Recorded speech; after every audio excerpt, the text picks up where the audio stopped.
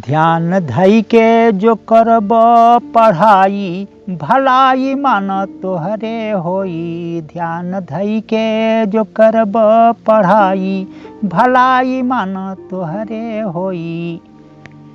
पढ़े लिखे में समय के बितैह, गलत काम करे कतही ना जइह। बात मनिह जो कहे बाप माई, भलाई मान तोहरे होई। बात मनिह जो कहे बाप माई, भलाई मान तोहरे होई। ज्ञान वाला ही जग में पूजाला, हर महफिल में पहिले गिनाला। ज्ञान सिखब त होई बड़ाई, भलाई मान तोहरे होई। ज्ञान सिखब त होई बड़ाई, भलाई मान तोहरे होई। ज्ञान बन जाई एक दिन सहारा, खे के नैया के कैदी किनारा।